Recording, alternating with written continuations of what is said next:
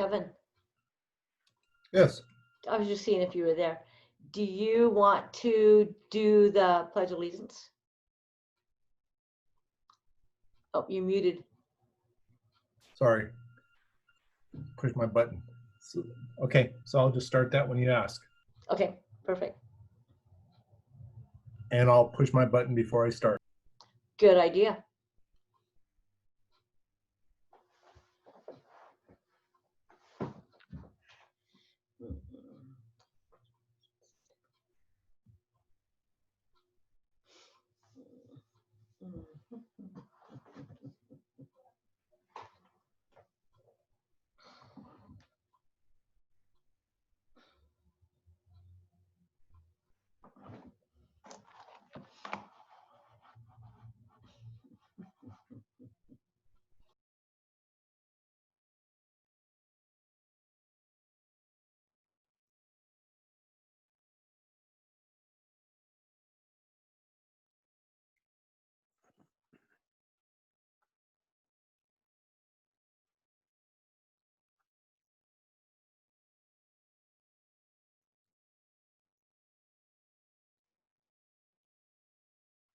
This is like waiting for a rocket launch.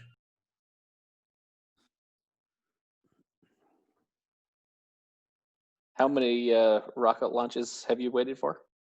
On TV, a few. It was a big thing when I was in school in the 70s. I'm with you too. I've watched a few.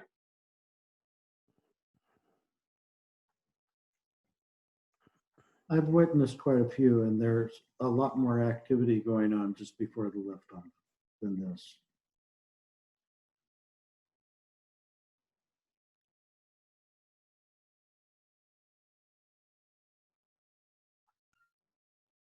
I'm just, the smiling face of Monica just doesn't change. It's kind of freaky.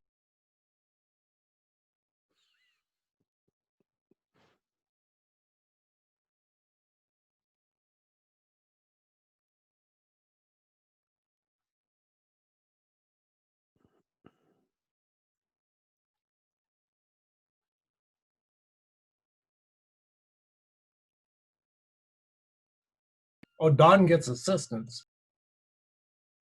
Best looking technical assistance you could ever ask for.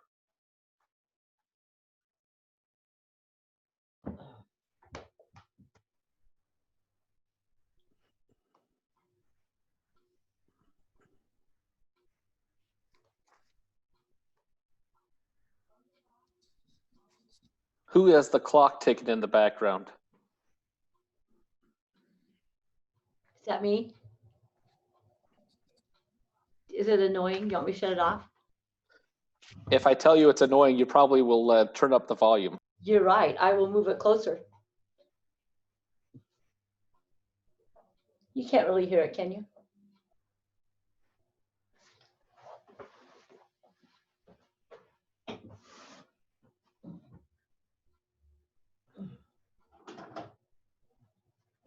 Oh, Chris has a chandelier in his background.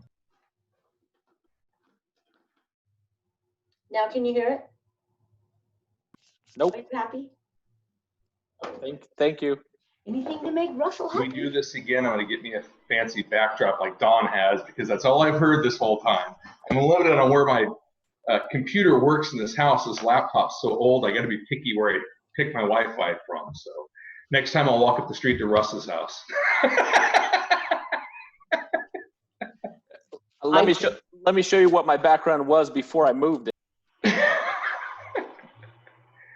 Oh, yeah, there you go. Chris, I just find a new neighbor. I had all children's toys back there. Chris, my background, if that screen wasn't up, Chris, my background would put so much estrogen into this meeting that you would die of estrogen poisoning. And I hope we are not public right now. We are recording.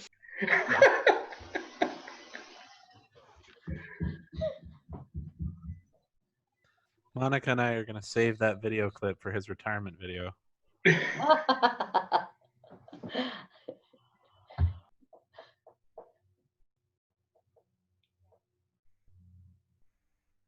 And are we waiting for Roger? Monica's on the phone currently with Roger, Okay, assisting him with a technical difficulty, but he should be here shortly. okay. Okay, so let's see what we can do. We have in this little box. Can you see this? What is that? Toilet paper. Nope. Nice guess. That's a voodoo doll of Russ. That voodoo doll's way too skinny. Oh no. No, you're on a diet. You've been in that box for about 6 months. You have pins and needles in you. Can't show you what else. Roger's joined the meeting. Okay. Yes, I'm on now. All right, there you are. Hey, Roger. Okay, guys, you ready?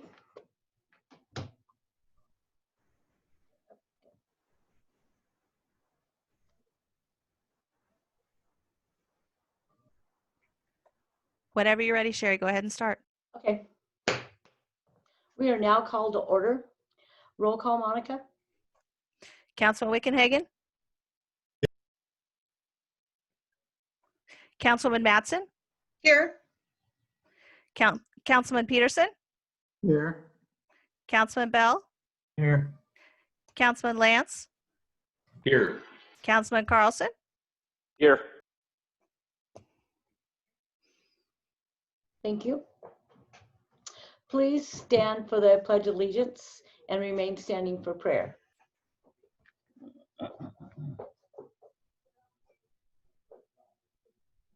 Ready to begin? I pledge allegiance To to the the flag flag of of the United States of America and to the republic For which which it it stands, one one nation, Under under God, God, indivisible, indivisible, with with liberty and justice for all.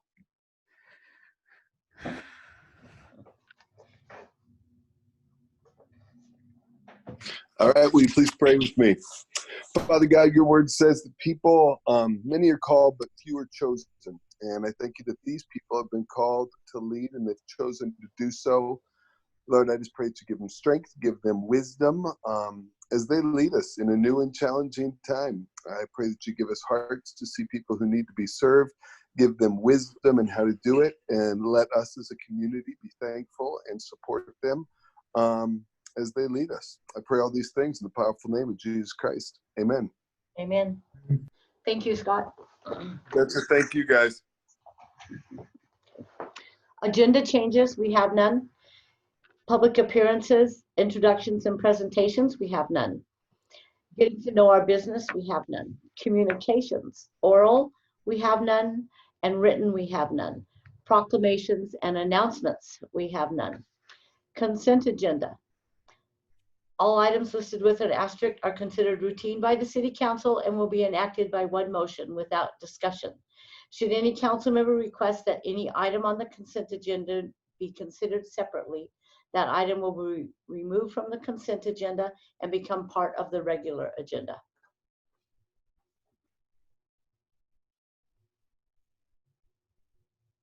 Okay. Monica, will you please read the consent agenda? And we have You want a motion and a second. it?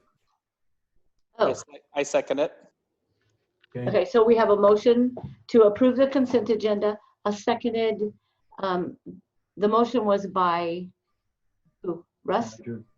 By Roger, seconded by Russ. All those in favor? Aye. Aye.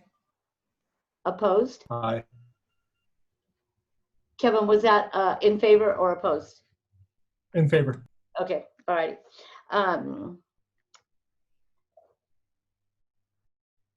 Okay, so the consent agenda passes. Monica, please read the consent agenda. Approval of minutes, March 10, 2020 council meeting, and approval of claims and payroll. Public hearings, we have none. General business. Under new business, Mr. Potter. Yeah, thank you, Council, Mayor. Can I interrupt, Madam Mayor? Sorry. Is the Facebook live feed going? Russ, we've had 6 attempts to connect to Facebook, and they have all failed on various settings. We have posted a notice on our Facebook meeting that they can all log in to the Zoom meeting, and that we would continue to attempt to stream the meeting, but all attempts have been unsuccessful. Thank you. Sorry for the interruption. Mr. Potter.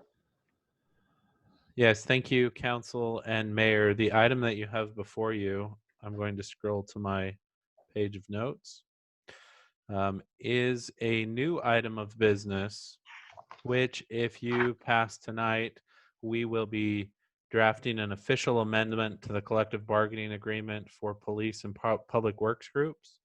That agreement would then be attached to the current CBA. There's 2 parts to that. The first is the details of the job description, qualifying the tasks that generally are assigned to the utility workers in the city of Selah. The second is the explanation of promotional requirements, which lays out utility worker trainee, worker 1, worker 2, worker 3, as well as the additional minimum qualifications for the utility lead and or foreman, of which we have 1 each. Those positions have not been detailed in writing for the last 7 to 8 years. When Mr. Kelly, the previous city administrator, made some changes to the pay by performance method, the job descriptions, the prior job descriptions were removed.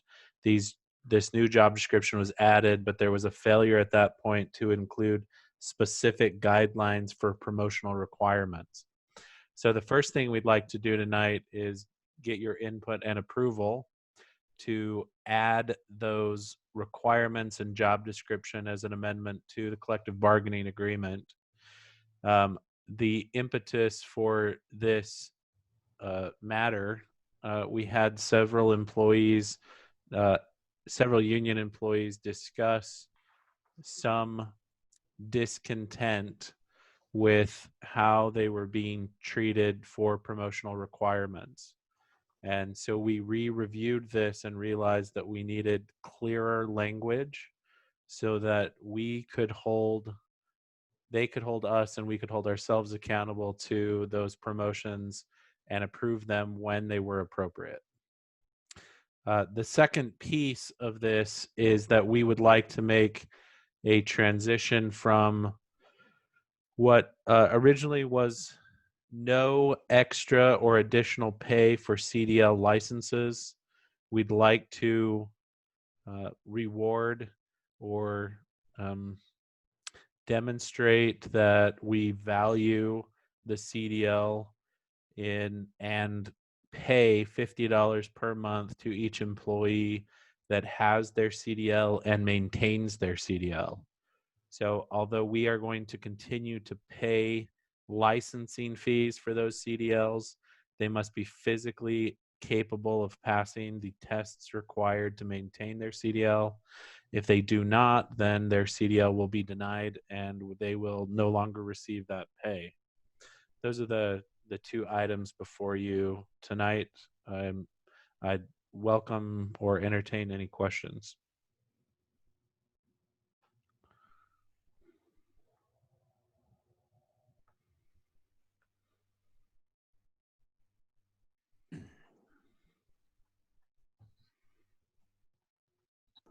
I have a question on just general education. What is our stance on education as a whole for public works, for all departments? Are we encouraging education amongst all departments, or are we limiting it to public works, to CDL? What's our stance there?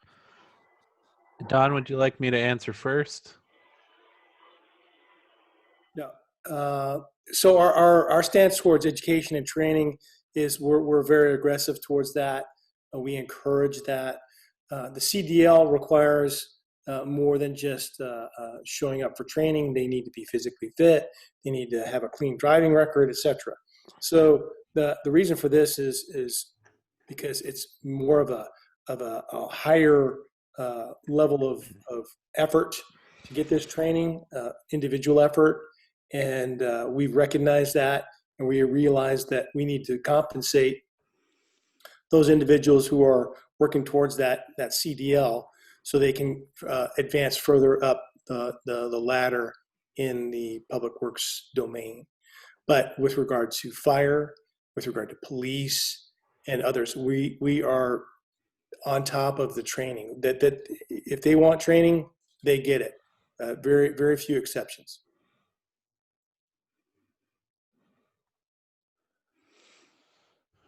I'm just a little confused in some of the wording this has. In one part, as it would be extremely costly to pay for employee training to obtain CDLs for those who don't have one. But later on, this new incentive pay will recognize those who have other CDL. And so you're saying that rather than pay for the training, paying for increasing the compensation, that's how they balance out? Yes, Kevin, that's an excellent question. So we've had several discussions about how to deal with this. And the Department of Licensing does allow agencies such as ourselves to provide a training course and then on-the-job hours, but they have to be done within all of the hours must be completed within a specific set amount of time. And we do not believe that we have enough opportunity for unlicensed drivers to drive CDL required vehicles to pass those requirements. And furthermore, they still have to take the test to actually be licensed.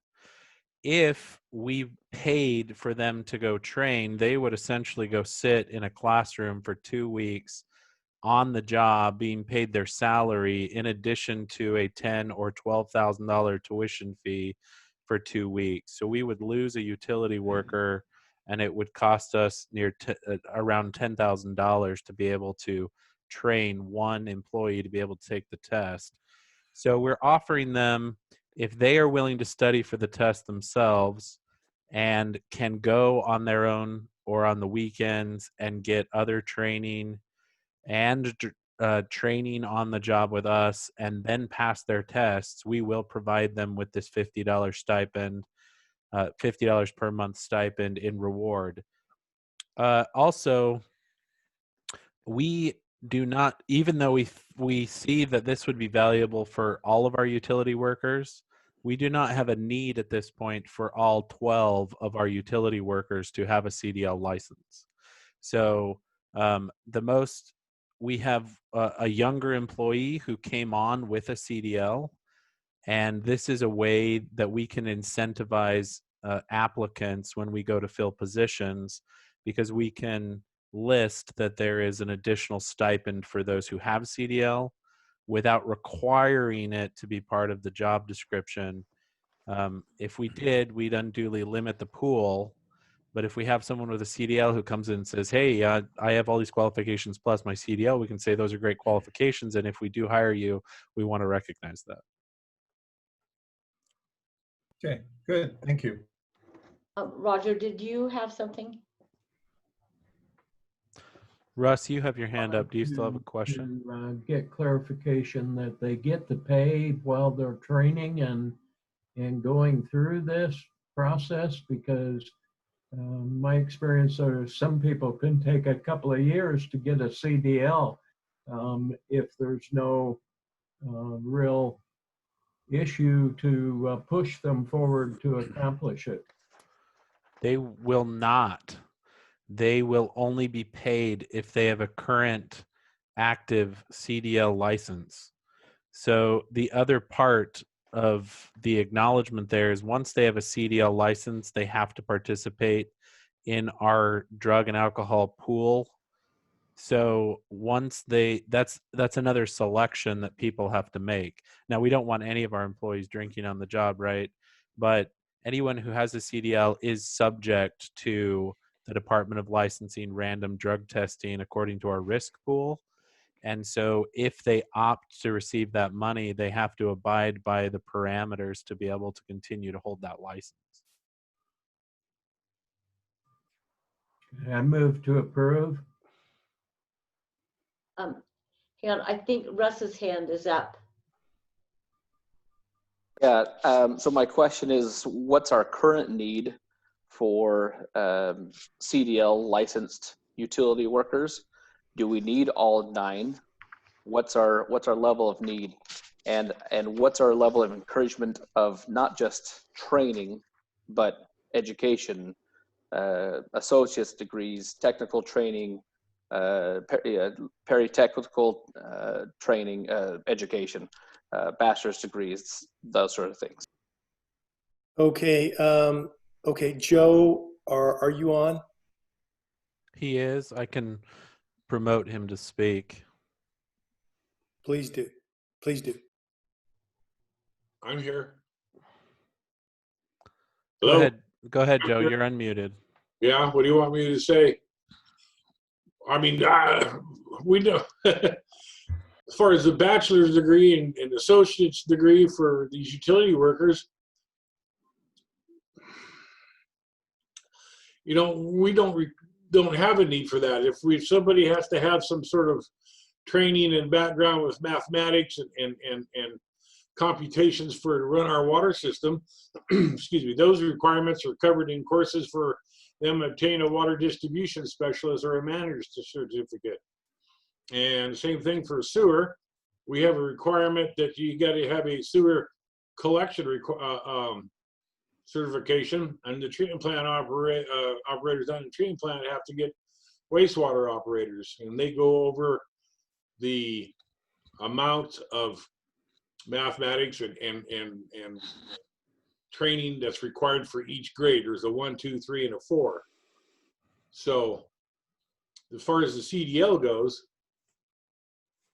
back to that, we like I said, we got 12 guys, and I think we've got, I can't remember, 4 or 5 of them have CDLs currently, and we only have we got 2 dump trucks that are got to have a CDL license to operate, and we've got a sweeper that needs a CDL to operate, and a water truck that needs a CDL to operate, and our Vector truck. But so we don't run all those at the same time.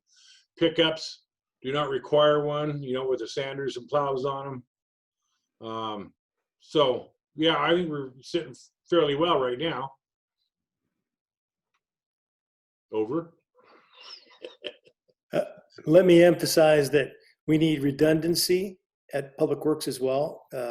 Just because we have X amount of trucks and X amount of drivers, the summation isn't necessarily perfect.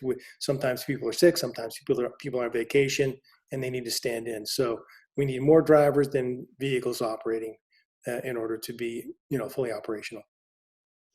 But like I was saying, we don't operate our sweeper and our water truck. Sometimes those could be in tandem, you know, but we doubt if we would do 2 dump trucks, a water truck, a sweeper, and a Vector truck all at the same time. I mean, it has happened, but that's very rare.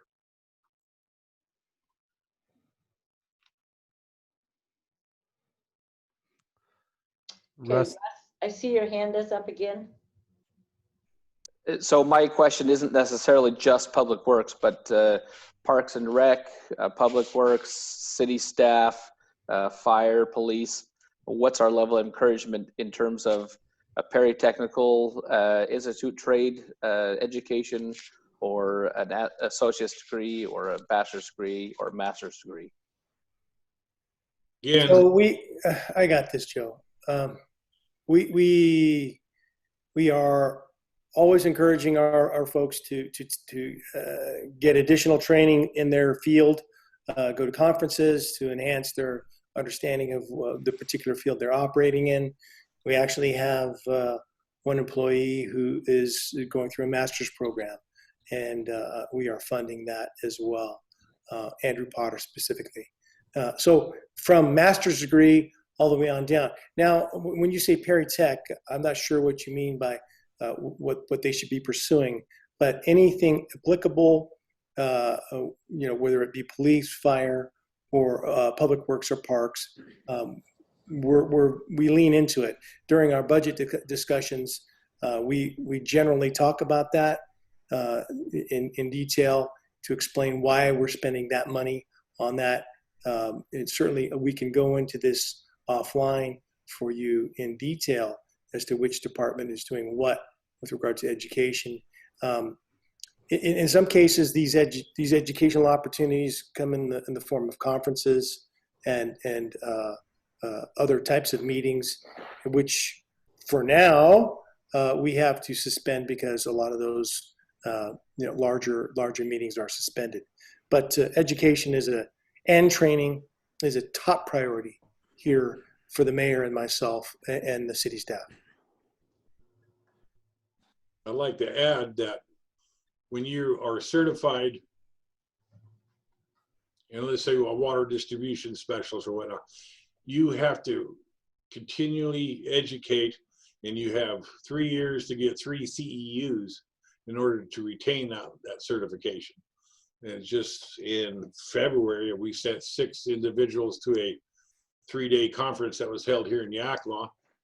And so they go through classes for 3 days, and they get so many CEUs based on the class complexity and time. And same thing with our parks guys. They are, I think 3 of them are licensed to be a public spray applicator. And that's these guys you see around spraying. They can't spray without being certified. And again, there's conferences that they have to go to and get CEUs as well. So it's continuing education. It's not just once and they're here for 20 years.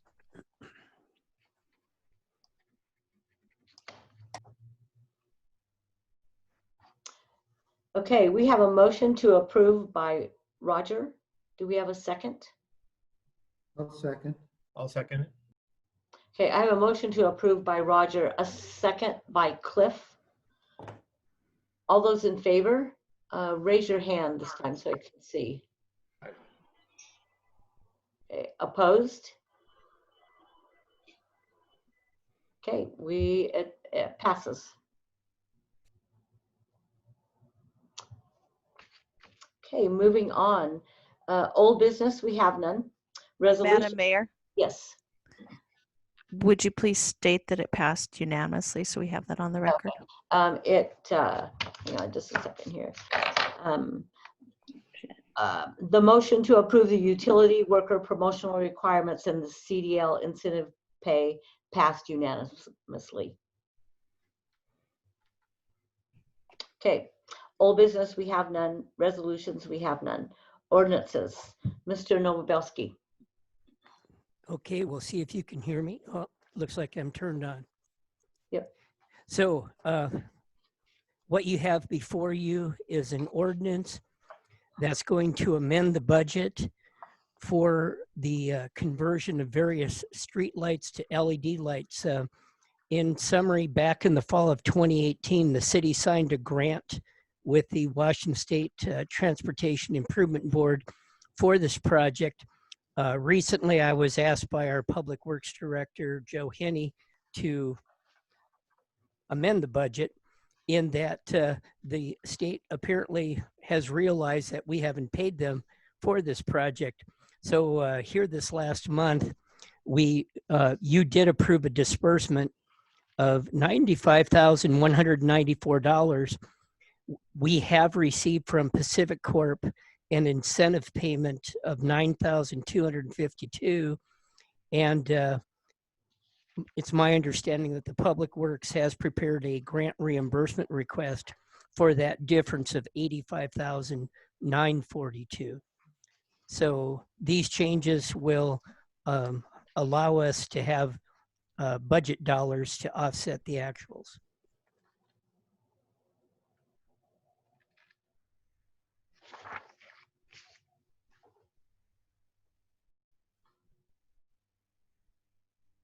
Any questions? Is this a dollar for dollar match? It is 100%.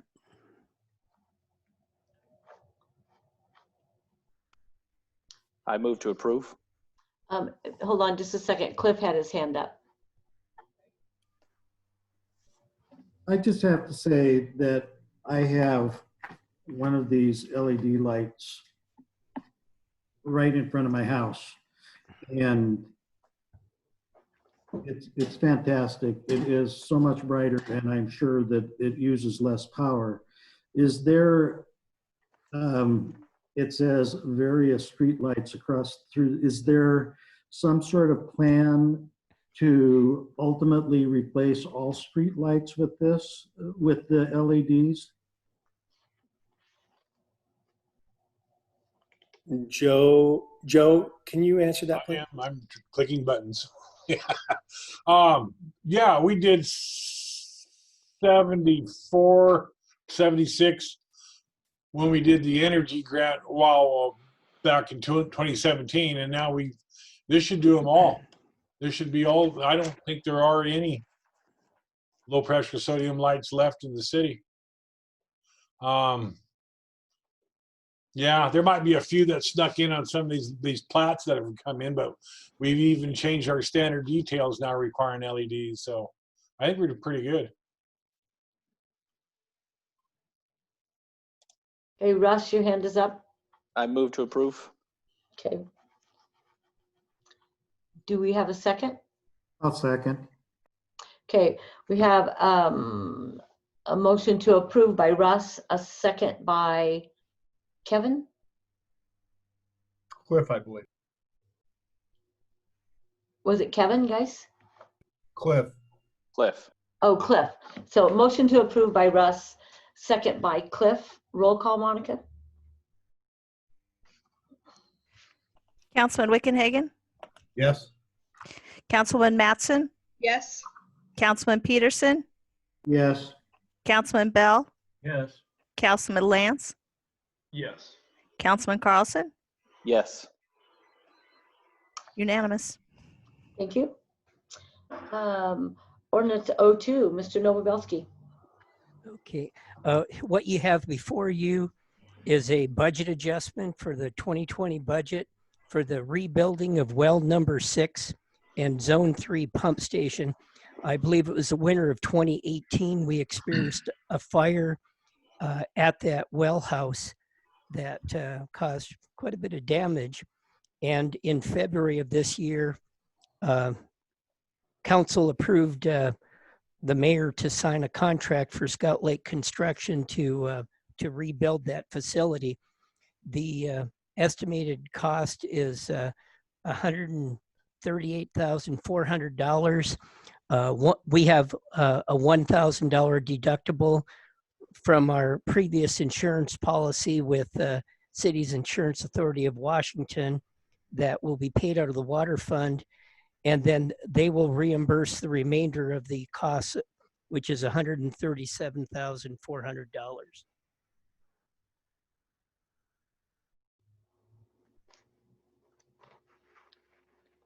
This is Kevin. I move to approve. This is number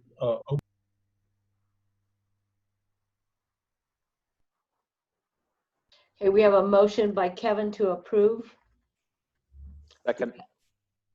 and we have a second by Russ. Roll call, Monica. Councilman Wickenhagen, Councilman Mattson, Yes. Councilman Peterson, Yes. Councilman Bell, Yes. Councilman Lance, Yes. Councilman Carlson. Yes. Motion carries unanimously. Thank you. Public appearances, we have none. Reports and announcements. Do we have Joe? No? Sherry, I was going to give the, besides Dale, why don't we let Dale go first, and then I'll handle the rest of the staff. Sure. All right. Mr. Novobelsky. Okay. Well, I'm sure something we're all interested in is what the impact is going to be on our sales tax revenues due to the lockdown, I'll call it, where the people are ordered to remain in their homes. Since there's a 60-day lag from when a business receives a sales tax and when the city receives it as actual revenue, we will not know the impact until the end of May, approximately May 24th. So hopefully at that second council meeting, we're going to see what the effect was on the month of March. Since the businesses were closed around the 16th of March, it's, only one half of the regular tax receipts are going to be impacted. So when that point comes, I'll be certain to share that information with you. As far as property tax collections, just the other day, we received our tax receipts from the county treasurer for payments they received in March, and it was actually up over last year, over 2019. We received about $64,000 compared to $46,000, but the big money is usually paid into the county treasurer in April, so it won't be until May 10th that we'll see if there's any inability or unwillingness by the taxpayers to pay that first half. So at that second council meeting, or pardon me, at the first council meeting in May, I'll be able to share that with you. And that's all I have for my report. Thank you. Council members. Cliff? I have nothing. Russ? Yeah, just a question for Dale. Dale answered a lot of my questions today, and but one question I have is about expenses for soccer, spring soccer that have been placed. Are we going to get them back? Are they sunk costs? Have we already paid them before, including not just jerseys, but background checks and things like that? And then I also saw an expense for PAM spray on the expense report. And I'm curious, it was a very expensive PAM spray. I'm trying to figure out what that is. Okay. Well, and I'm going to answer the PAM spray question. It's my understanding, well, maybe you've noticed that the Public Works crew was out starting to restripe the crosswalks and things like that. And I believe the PAM spray is used in that process, that they have their templates that they lay down. And I think they use that PAM spray on there to help keep the paint off of the templates and to, ensure that they have a nice, good finished product.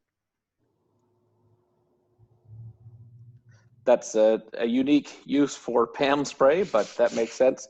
Is this something we should be stocking and not buying at a higher cost, like other items that have been purchased?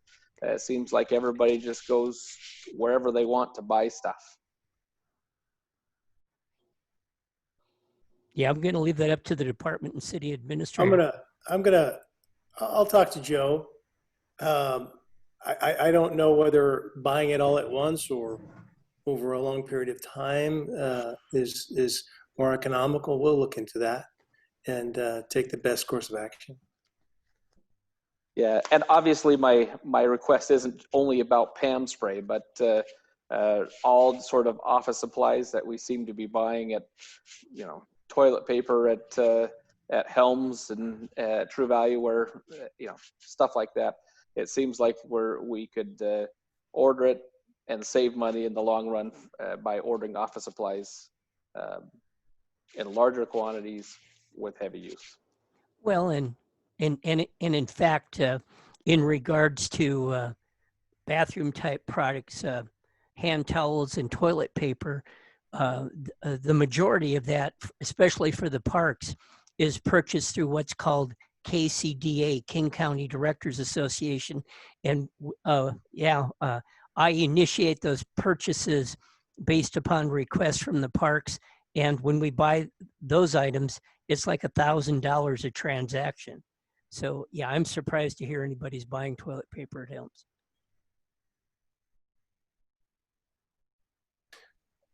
Getting to the soccer equipment, soccer jerseys, etc. There's going to be some sunk costs, especially with jerseys. We'll carry that over to the next soccer season and use those jerseys for issue. With regard to background checks, that's just lost money if someone drops out. But even so, we've got another year. The background check needs to be reinitiated on everybody. So those kinds of things, they're losses. But for the most part, the vast majority of everything we've spent money on for soccer, we'll just transfer it to the next season. That's all for me. Well, I guess I should give an SDA report. There were beautification grants awarded, 4 of them. I don't, off the top of my head, have all the names, but they've been awarded to 4 different businesses for their exterior beautification. Thank you. Chris. Yes, I had a question going back to the lights. My apologies, Joe. In ordering those, I've dealt with those type of bulbs on the west side, the parking garages and things. With heavy winds, for some reason, at least the brand we had, they had a tendency to go out. How many extra bulbs are in that money in that budget to supply for the city? Do you have like a dozen or 2 dozen bulbs that you'll have on hand in case something happens where we lose those bulbs from something like that? Those heads, I can't remember, we got maybe only like a half dozen extra, but they've got, I don't know, like 80 individual LEDs in them. And they're not one single LED like, like most things are. These have got multiples in there. Okay. We really haven't had much of a problem. We've had, I think, only one of them fail on us in the last few years now. Okay. I was just curious to see what we had for backup, because we get a situation like we have now where shipping and things are held up. We could have a situation where you lose lighting on some streets in town. So thank you, Joe. You're welcome. That's all. Thanks, Chris. Jackie. Since the YCOG meeting was canceled, I have no report, Mayor. Thank you. Kevin. Yakima Valley Tourism Board. This was not a good month to first start being on such a board. It was pretty lousy news. They have, at the last meeting, made the decision to cut 35% of their staff. They're estimating at least 2 years of recovery for most of the hotels in the Yakima area. It frankly just was very depressing to listen to them, because as you all know, the business is basically stopped, and right now there's no clear vision as to when that's going to start to recover. So they're just kind of holding their breath to see where this goes. All right, thank you, Kevin. Roger? Yes, the only thing I have is an information only for people that the contractor for SPRSA was granted yesterday through the governor's office an exception to go ahead and complete the construction at the pool. They want to start that this week, so you'll probably be seeing some activity over there, and it is an authorized construction need addressing health of children and adults for being able to exercise and swim once the COVID is completed. That's it. Thank you. Roger, I do have something, Madam Mayor, for Roger. We, based on our discussion earlier today, talked to Joe, and he's communicating with Pease Construction. They're going to be able to access through the park to do the needed repairs. Joe is talking to Pease with regard to mitigation for the damage that will definitely happen in the park. So you'll hear more about that later, but we'll expect all the damages to be repaired, of course, by SPRSA and Pease Construction. But they will access through the grass, not through the asphalt and the sidewalk. Furthermore, our discussion with regard to the SPRSA Selah interlocal agreement, well, actually, it's an interlocal agreement with the county, not SPRSA, with regard to the members of the board. I talked to Vicki Baker. She knows we're working on a draft. Everything's kind of on hold until this COVID thing is done because the county staff is thin. When this is over, probably at the end of the month, we'll send over a draft for her review and try to move that thing forward. I know we promised this back in March, but it will more than likely end up in May. Thank you for your work on that, Don, and to Joe also to get us moving forward again with that. It looks like we're going to get that resolution completed and be ready to go with the pool, the deck replaced by June 1st. So that's it. Thank you.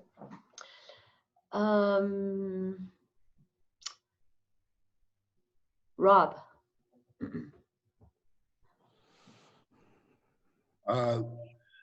Obviously, this COVID situation shut most things down, including essentially all courts.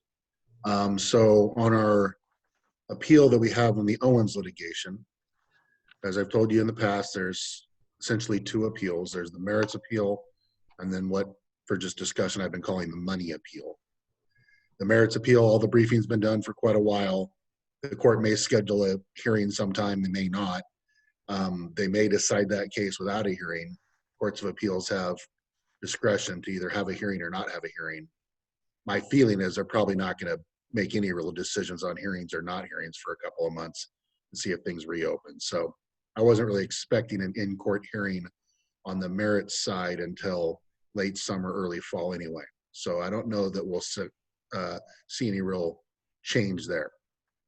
On the other appeal, what I've been calling the money appeal, I previously explained to the council members and city administrator and mayor in an executive session my approach there. And it is getting close to the critical time for me to make a decision as to whether to go forward with the next step or not.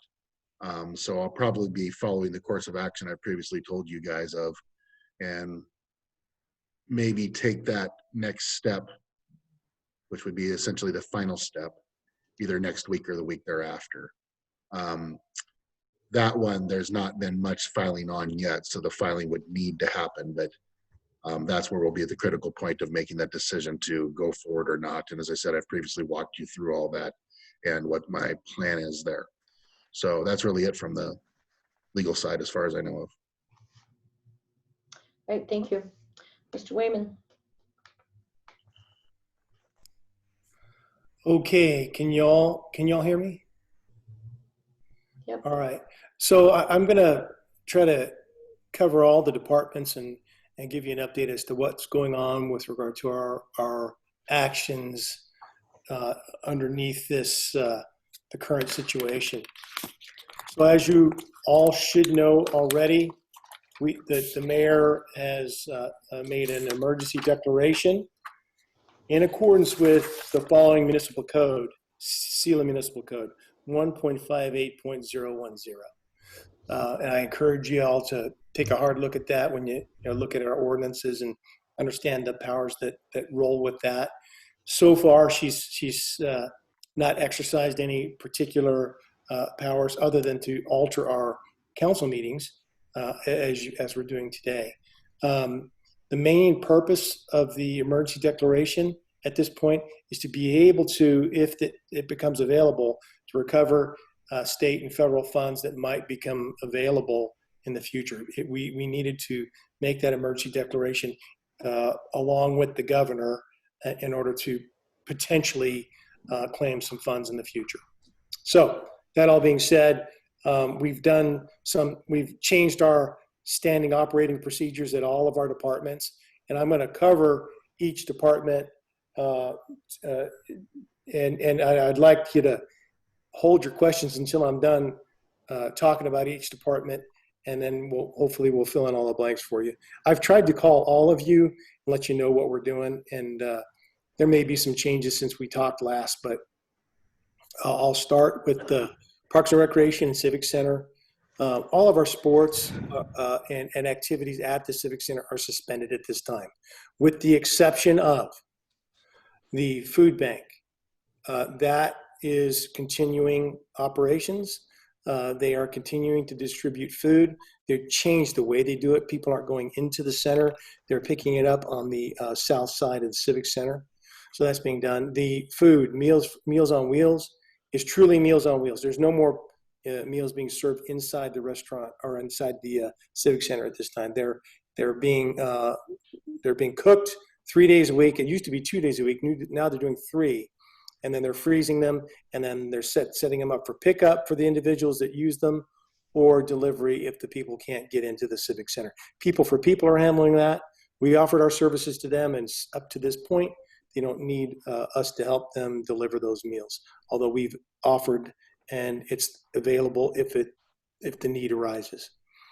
Blood bank, the blood bank is going to be operating on Thursday.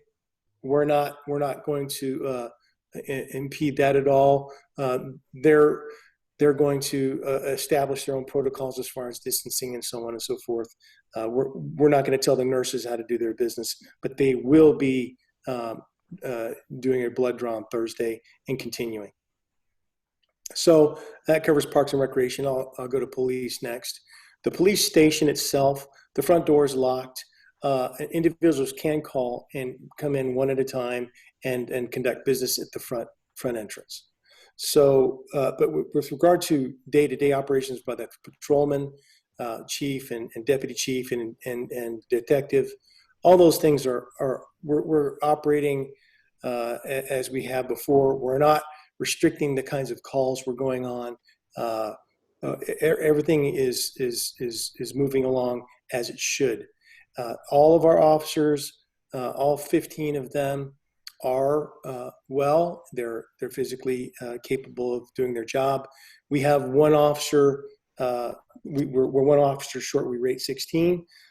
We are, and this is kind of Andrew Potter stuff, but we are holding off on the testing because it requires them to be in a group setting, so that testing is postponed.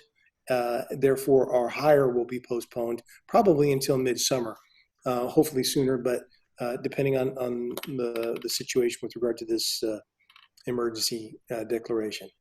So our police department, everything's moving along just fine. Everybody's well. Fire department, things have everybody's well there, physically fit. They're showing up for work, but the fire department has had to change some of their protocols with regard to when they show up at an incident. They may, when there's a suspected Wuhan virus victim, they're approaching it differently. They have a different set of tactical measures that they take. They suit up, they put their PPE on, that's personal protective equipment, and they'll deal with the victim appropriately. When they come back to the station, they're decontaminating in accordance with specific instructions from the Department of Health. They've also had some instructions from other associations and organizations that give them recommendations on how to do cleanup. The chief came to me today, Chief Hanna. He wants to purchase a $15,000 piece of equipment which decontaminates rooms and vehicles. 1 gallon of the material that goes into this decontaminating machine can do 75 operations, whether it's an office or the inside of a vehicle or the outside of a vehicle. I've authorized him to go forward and do this. He's not going to need a budget adjustment. It's within his budget to purchase. So we're looking forward to getting that. And he's going to be able to share that with the police department, with City Hall, Public Works vehicles as required. So it sounds like something that is promising with regard to decontamination. That's going to be a big deal as we go forward.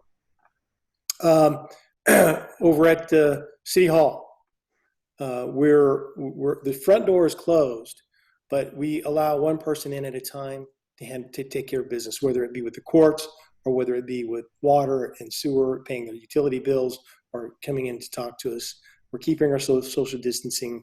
We're taking care of our customers, and trying not to inconvenience them too much, but while not violating any social distancing for our people. At City Hall, everybody's well, everybody's healthy as of this morning. So we're doing the best we can to be responsive and there for our residents in Selah, and being able to provide sewage treatment, clean water, well-run streets, responsive fire and police. We're doing everything we were doing before this happened. We're taking extra measures, but we're doing well. And I think that we're going to get through this. I think there's going to be some leaner financial times in the future. Probably we'll see the real hammer fall in the fall of this year when the receipts come in. So we're careful with our money as always, and looking forward to opening up businesses and getting things going. I walk through town or drive through every day, and there's too many businesses that are shuttered right now. We're going to be in a lot of trouble if this keeps up, and praying that this ends as quickly as possible, and we can get people working again. And just for what it's worth, the city staff morale is very high. People are doing their job. They're faithfully executing their duties, and I haven't seen any hesitation or concern or over concern. Everybody's concerned. I don't want to diminish that, but there's a level of courage there. I think everybody on the staff wants to do good by the residents in Selah. That's all I have, Madam Mayor. Thank you. Well, you pretty much said it all, Don. There's a lot of people in town who can use that extra smile, that extra high, because times are tough for them. Some of them, the husband is off work and the wife is off work also. Reach out to those people, see if they need a hand. That's what Selah's about, helping each other. We have seen this when we have tragedies happen. So just watch out for your neighbors, watch out for your friends. That's all I have. I have a question for either Don or Sherry on local businesses. Are we keeping an eye on any money that might be available from the state or the federal government to help those small businesses that may not be able to access them on their own? And would that be appropriate for the city to be attempting to help them in that manner? Roger, I know for me and talking to some of the business owners that are shut down, they are watching very closely what is available to them. There's a lot of stipulations put on those grants and loans that are being given out.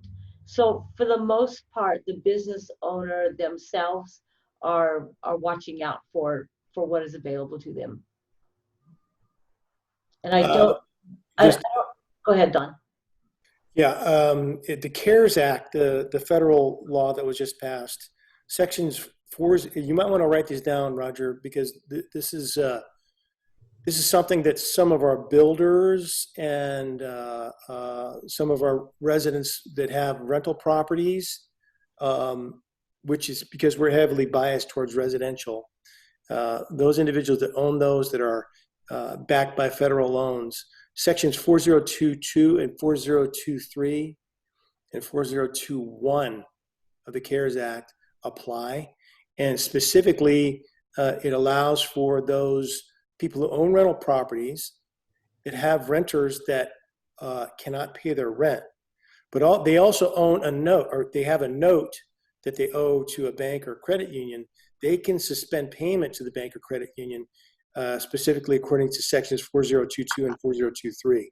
So if you have a resident contact you and discuss that the fact that they own a residence that has renters in it and they're not getting payment, but yet they still need to pay the bank at the end of the month.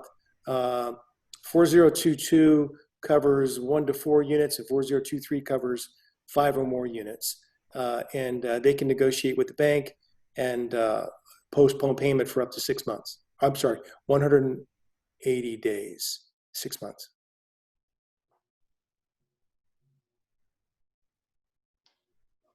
That's all I Did have. that answer your question, Roger?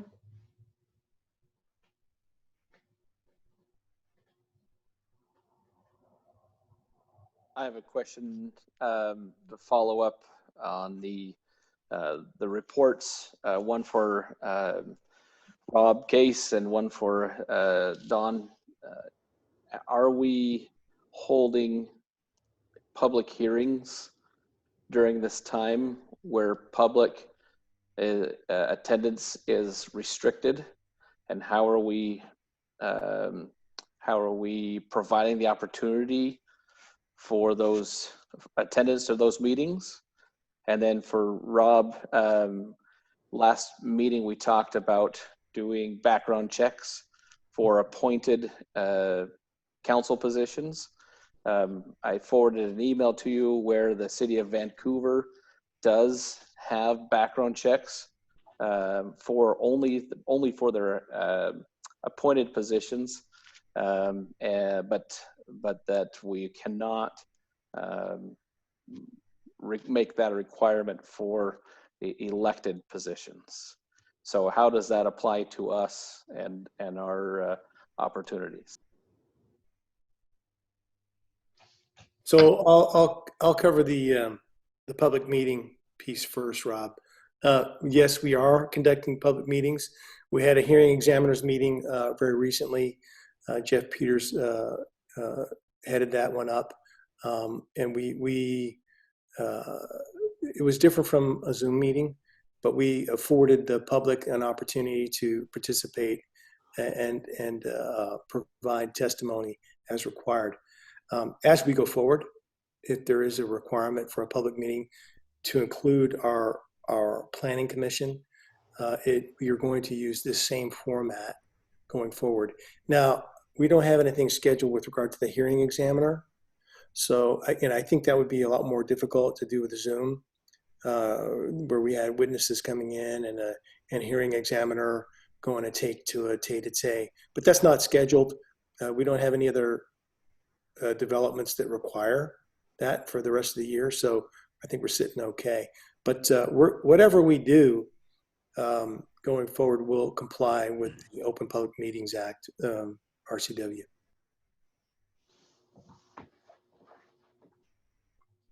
Okay, so as to the idea of criminal background checks for applicants to open council seats, I think I have comments that would fall into 2 categories. First, I saw the emails you forwarded, Russ. I looked at them to some extent, but I did not go too deep into it for the reason being that neither the mayor nor the city administrator has instructed me to research that issue.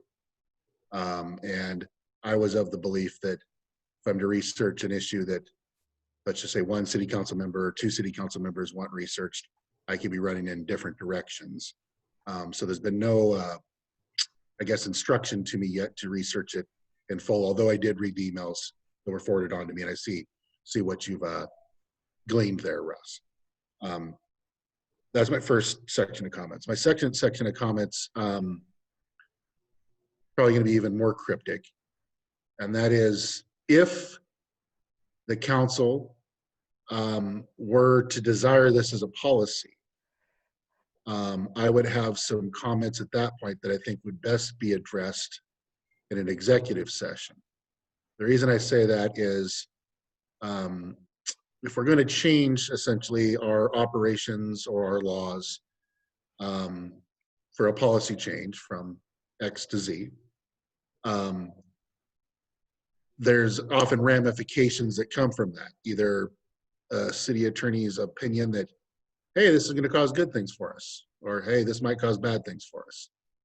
And I think the first round of that would be best addressed in an executive session rather than me going on record in a public forum and saying things that if somebody were to challenge a new legal policy down the road, could essentially use the city's words back against the city in the sense that, well, there's a city council hearing such and such date, and the city attorney poo-pooed the idea, or the city attorney said he thought it was a great idea.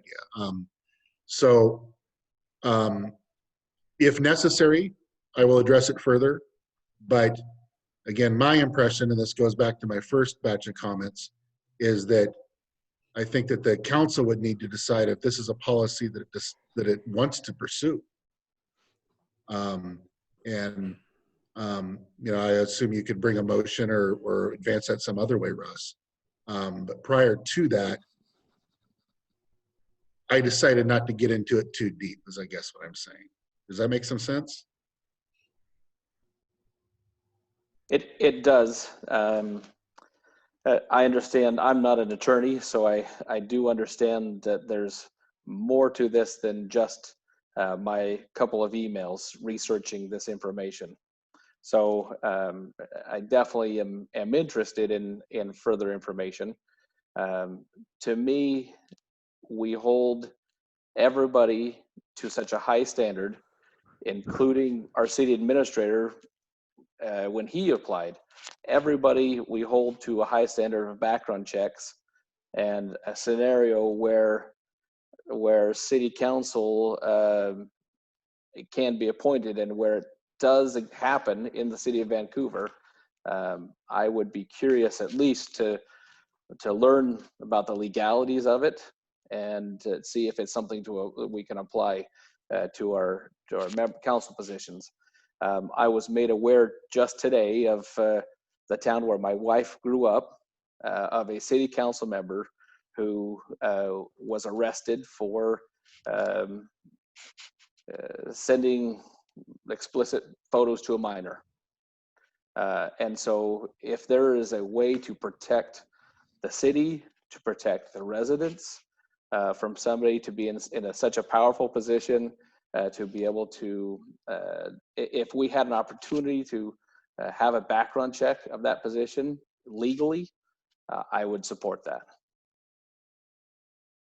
Okay, I have some thoughts on that as well. I think we need to be very careful going forward in talking about specific qualifications above and beyond being a resident and having the eligibility to vote. If you can vote, that means you've never been convicted of a felony or you've been pardoned of having a felony. Okay. So at what point what crime is too bad? What misdemeanor is too bad to disqualify somebody? And moreover, are we going to require a waiver from these individuals to do a further background investigation? How deep do we do this? Is it a national agency check, or do we talk to previous employers and hear what their employers have to say? And then we got to get permission from that individual applicant to do this. The last time I heard, the governor of the state could have been a misdemeanoring bad guy, but if the voters want him, they can vote for him. Okay, you're elected representatives. You're elected by the residents of Selah. You can vote for these people. You're accountable to the voters. By extension, you're accountable. And I think to add another layer to a prospective council member to come in and become one of your peers, I don't think it's fair for us to be ladling this out and requiring this. We don't require a background investigation for somebody to register to run for a position, elected city position. They just need to be eligible with regard to residency and eligible to vote. And in my humble opinion, we're begging for trouble if we add additional layers or additional hurdles to become an elected member. Once again, they're being elected by you. They're not just this isn't a job interview. Don't confuse this. These people are elected representatives who happen to be replacing previously elected representatives, and they're voted in by elected representatives. I know that sounds maybe a little confusing, but the chain does go back to the voter, the individual voter who voted for you, who trusted you to vote for a replacement. Okay, you're going to be held accountable for that vote. Okay, and I understand that, but to ask for an additional requirement above and beyond which you didn't need to pass, I don't think is fair. I'm not even sure it passes the smell test with the attorneys if it got challenged. Let's say it came down to two people, Mr. A and Mr. B. Mr. A is in executive session, y'all like him, but you say, hey, Wayman, go do a search on this guy. Find out what's going on. You find out he had a something on his record, a misdemeanor. And that changes your mind. Okay? And you vote for Mr. B instead. And Mr. A finds out that he was passed over because he had a misdemeanor. I'm not sure. I mean, I'd have to talk to the attorney about that. I'm not sure we'd have a lot of leg to stand on with that, because he's eligible to hold the office. If that was something you didn't know about, something that is pretty much irrelevant to what you're doing. And I know you mentioned that you have a powerful position. I don't necessarily agree with that. The individual council members make choices on how to spend money. They're one of 7 votes.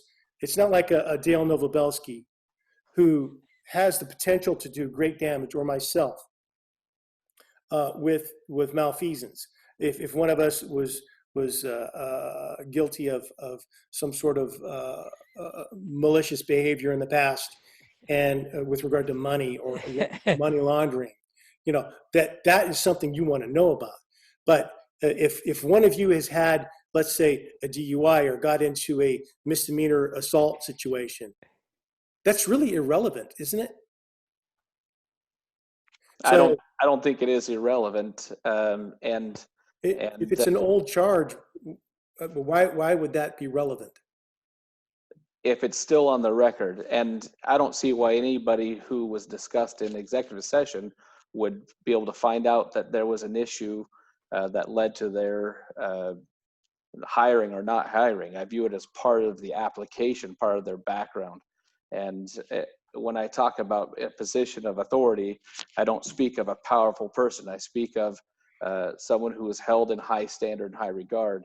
And as a council member, one of 6 who was assigned to cast a vote for the legitimacy of a seat, my integrity is on the line of who I vote to put in as one of those 6.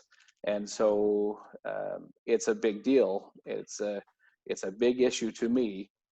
And if it is legal, which I don't know at this point yet if it is, however, the city of Vancouver does do it only for appointed positions, then I think it should be something we should at least pursue and study and research to understand its validity. Maybe the validity in the city of Vancouver is null, and maybe it has no significance. But I would want to know that. Part of what makes it a little bit difficult to talk about is what is the it, meaning what exactly would we be searching for? Originally, the concept was brought up of convictions. As Dawn's talked about, somebody's not going to be eligible to be a voter if they have a felony conviction. So then that would move down a ladder to misdemeanor convictions. Some people sometimes refer to infractions as convictions, but infractions are technically not a crime, even though they fall under the criminal code. It's one of those kind of misnomers. But then when I heard you speaking earlier, just a couple seconds ago, Russ, and I don't know if you meant this specifically, so forgive me if I'm speaking out of turn here, but you referenced the concept of somebody having been just merely arrested. That's quite a different thing under the law. So that's where I say, I think that it needs to be, if you're going to pursue this, I think it needs to be refined a little bit more in what the search would seek.